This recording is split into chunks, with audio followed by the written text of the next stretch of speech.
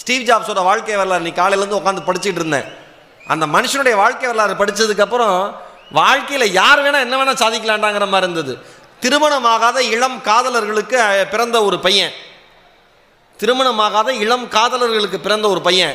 அந்த அந்த 2 பேர் குழந்தை பிறந்தோன்னு இனிமேல் குழந்தைய வளர்க்க முடியாதுன்னு சொல்லி ஒரு நடுத்தர குடும்பத்தில் இருக்கிற ஒரு பெற்றோர்கிட்ட போய் ஸ்டீவ் ஜாப்ஸை தத்து கொடுக்குறாங்க. மிக சாதாரணமான குடும்பம். வறுமைன்னா என்னன்னு ஸ்டீவ் ஜாப்ஸுக்கு தெரியும். படிக்கிறாரு, படிப்பில் கவனம் இல்லை. ஐயோ என்னடா அது செய்து ஆன்மீகம் பக்கம் போயிடலாமான்னு ஆன்மீகத்தில் தேட ஆரம்பிக்கிறாரு.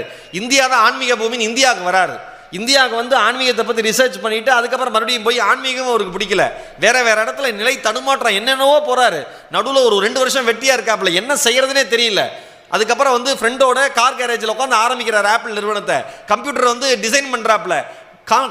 கல்லூரியா போய் இறங்குறாரு, ஏறி இறங்குறாரு. பாருங்க பாருங்க பாருங்க, போற இடம் எல்லாமே நிராகரிப்பு. ஒரு விஷயம் சொல்லவா, வாழ்க்கை உங்களை அதிகமாக